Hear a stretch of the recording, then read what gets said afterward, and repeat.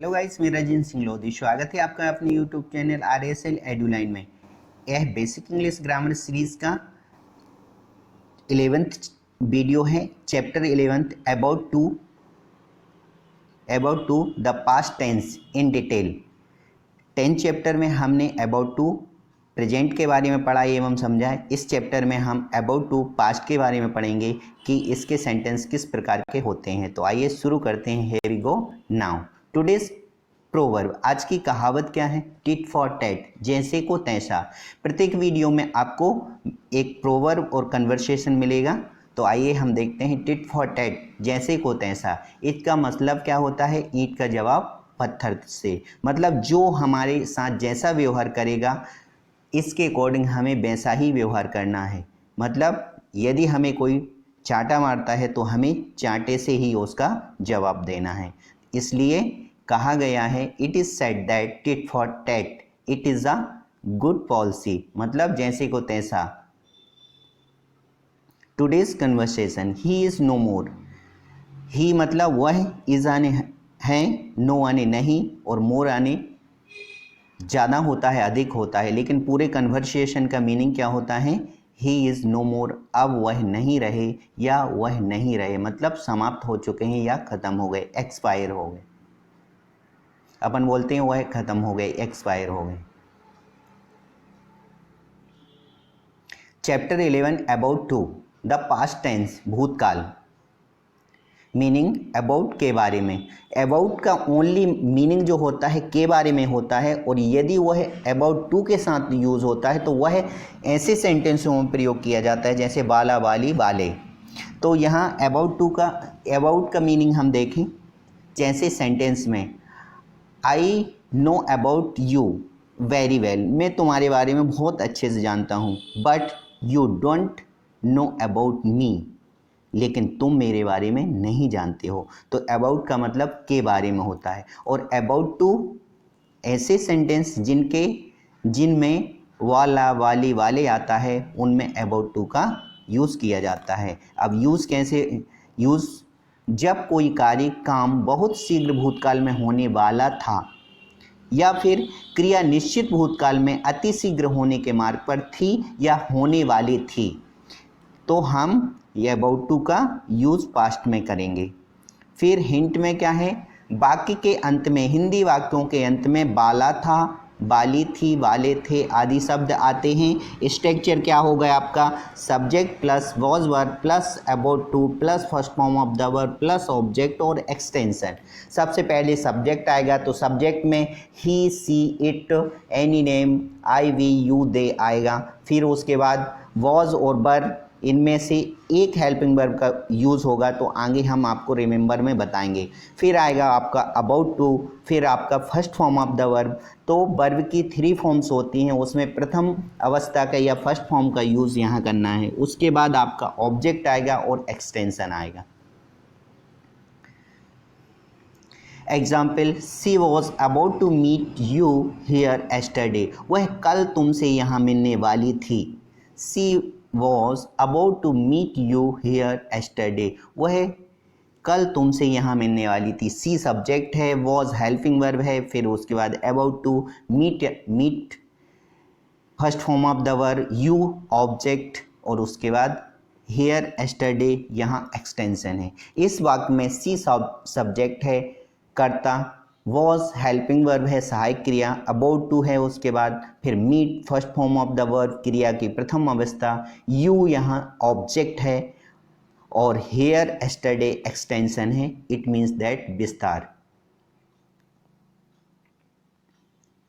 Contracted form, do plus not don't, am plus not ain't, does plus not doesn't, is plus not isn't, did plus not didn't, are plus not aren't, have plus not haven't, has plus not hasn't, had plus not hadn't, shall plus not shan't, will plus not won't, was plus not wasn't, और were plus not weren't। ये आपके contracted form थे helping verb के।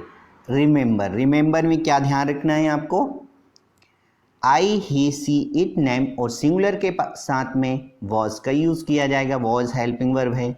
उसके बाद you, B you they और plural के साथ में आपका वर का यूज़ किया जाएगा। तो आपको ध्यान रखना है कि किस सब्जेक्ट के साथ कौन सी हेल्पिंग वर्ब उपयोग की जाएगी।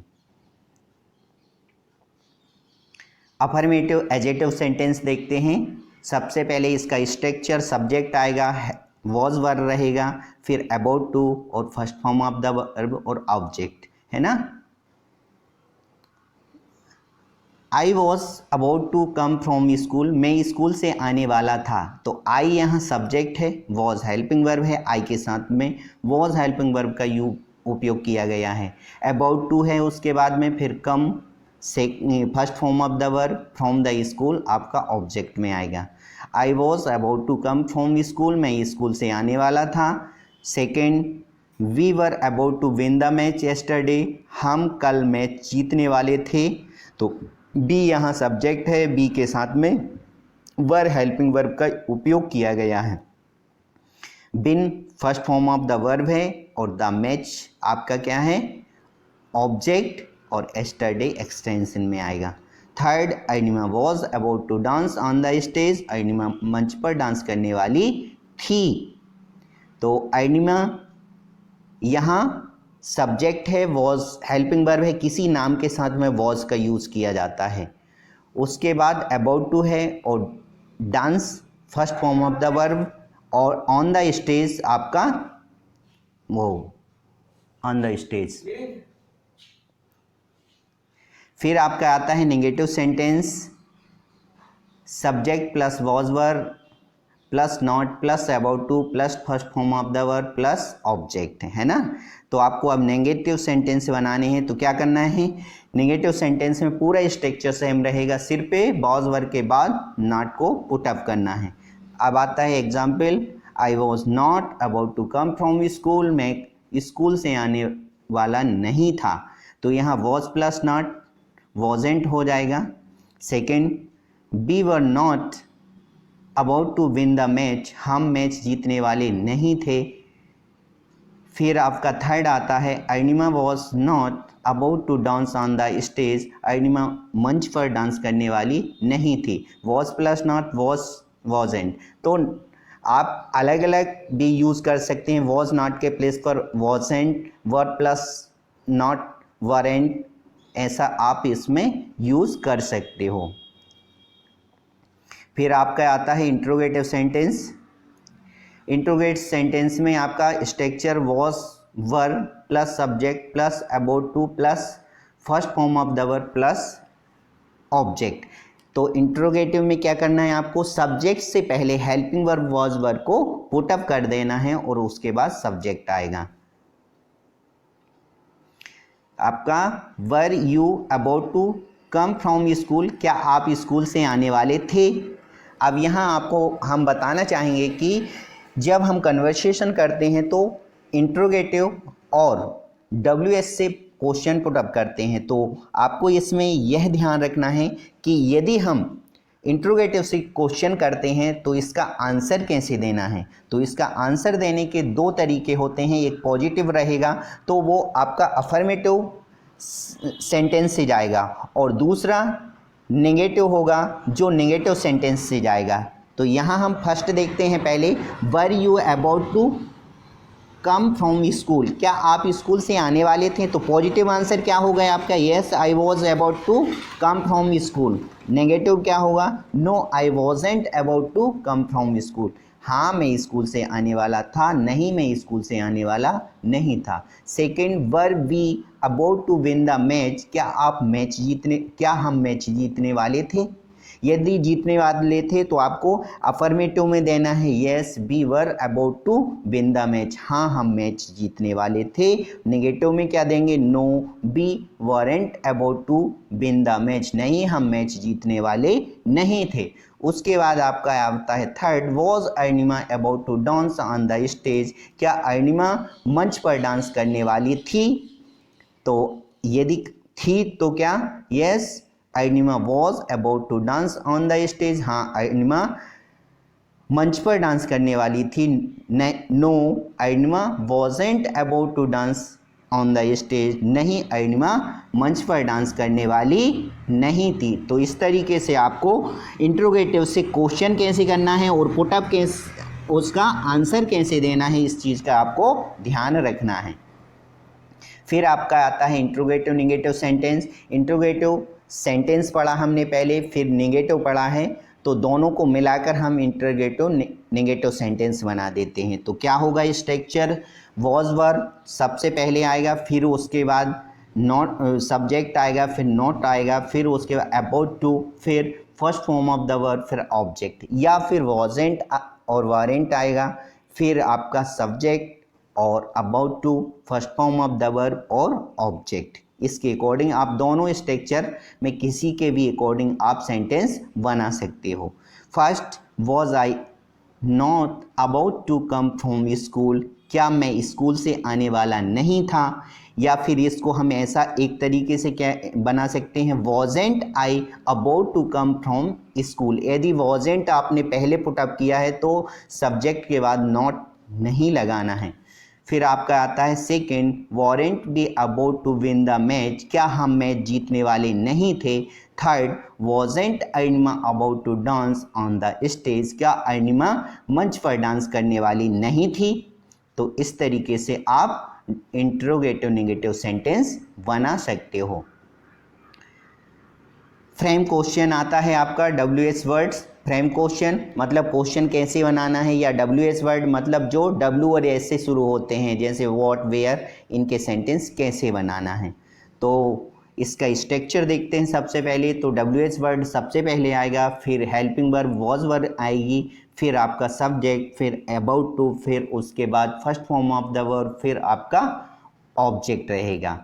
तो सेंटेंस देखते हैं हम। First, when were you about to come from school, तुम स्कूल से कब आने वाले थे। तो पहले वेन आया, वेन आपका WH वर्ड है और यू सब्जेक्ट के कारण वर्ब को पुटअप किया है, मतलब आपको अब टाइम बताना है। When were you about to come from school, तुम स्कूल से कब आने वाले थे। तो आंसर होगा I was about to come from school at 2 o'clock, मैं 2 बजे स्कूल से आने वाला था। फिर आपका आता है second, why were we about to win match, हम मैच क्यों जीतने वाले थे। तो इसका आंसर क्या होगा, पहले जब वाई से क्वेश्चन किया जाता है तो आपको रीज़न देना है, और क्वेश्चन से ही पहले आंसर स्टार्ट होता है। तो आंसर होगा क्या, we were about to win the match because we had best man, हम मैच जीतने वाले थे क्योंकि हमारे पास बेस्टमैन थे। Third, where was Arunima about to dance, Arunima कहाँ डांस करने वाली थी। Answer, Arunima was about to dance in the school, Arunima school में डांस करने वाली थी। तो इसमें आपने देखा कि किस तरीके से हमें आप क्वेश्चन बनाना है या किस तरीके से क्वेश्चन पुटअप करना है स्पोकन के लिए, और उसका आंसर कैसे देना है। तो मेरा जो बेसिक इंग्लिश ग्रामर सीरीज़ का 11th वीडियो है, इस आपको मेरे चैनल पर सारे वीडियो मतलब A to Z चैप्टर 1 से मिल जाएंगे, और यह आपकी स्पोकन इंग्लिश के लिए, ग्रामेटिकल यूज़ के लिए और सारे एग्ज़ाम के लिए बहुत ही बेनिफिशियल हैं। तो अभी तक यदि आपने हमारा चैनल सब्सक्राइब नहीं किया है तो सब्सक्राइब कर दीजिए, बेल आइकन को दबा दीजिए, जिससे कि मेरे आने वाली जो वीडियो है वो आप तक पहुंच सके। अब प्रैक्टिस टाइम आता है कि आपको प्रैक्टिस करनी है। तो क्या मैच शुरू होने वाला नहीं था, बहुत सी बार हम बोलते हैं क्या मैच शुरू होने वाला नहीं था। Wasn't the match about to start, क्या आप कार खरीदने वाले थे। Were you about to buy a car, वह यहाँ क्यों आने वाली थी। Why was she about to come from here, come here, why was she about to come here, वह यहाँ क्यों आने वाली थी। फोर्थ, मैं बाजार जाने वाला था। I was about to go to market, क्या वह मंच पर नाचने वाला था। Was he about to dance on the stage. तो इस तरीके से आपको और सेंटेंस लेकर प्रैक्टिस करनी है, क्योंकि कहा गया है practice makes a man perfect. अभ्यासी व्यक्ति को पूर्ण बनाता है। तो इस तरीके के और भी सेंटेंस आप बनाइए और प्रैक्टिस कीजिए। होमवर्क आता है आपका A to Z 11। यह जो चैप्टर है, यह जो वीडियो है, ये 11 चैप्टर का है, 11th वीडियो है। तो इसमें आपको होमवर्क दिया जा रहा है और इसका होमवर्क यदि आप कर सकते हैं तो कमेंट करके इस कमेंट बॉक्स में इसका आंसर दीजिए, और नहीं तो इसकी जो आंसर शीट है A to Z 12 मतलब 12th हमारा जो वीडियो रहेगा उसमें मिलेगा। तो हम देखते हैं व्हाट डिड यू लर्न, आपने क्या सीखा। क्या बारिश होने वाली नहीं थी? सेकंड, छात्र मैदान में क्रिकेट खेलने वाले थे। थर्ड, वह भोजन क्यों बनाने वाली थी? फोर्थ, वह यहाँ मुझसे मिलने वाला नहीं था। फिफ्थ, क्या वे कल आने वाले नहीं थे? तो यह जो सेंटेंस है इनको ट्रांसलेट करना है और इनके स्ट्रक्चर इस चैप्टर में दिए हुए हैं, उसके अकॉर्डिंग आप कोशिश कीजिए, क्योंकि कोशिश करने वालों की कभी हार नहीं होती है। तो कोशिश कीजिए और ट्राई कीजिए, ट्राई अगेन। अब हमारी आंसर शीट आती है A to Z 10 चैप्टर में जो होमवर्क दिया था उसकी आंसर शीट दी है। तो इसको देख लीजिए। क्या बारिश होने वाली है? Is it about to rain?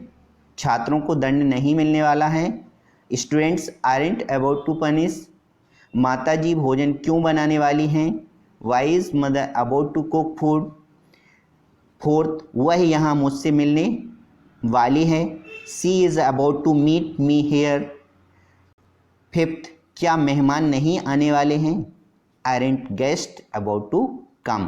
तो यहाँ हमारा 11th चैप्टर का वीडियो समाप्त होता है। यदि आपको पसंद आया हो तो please like share it. Thanks for watching this video. Okay.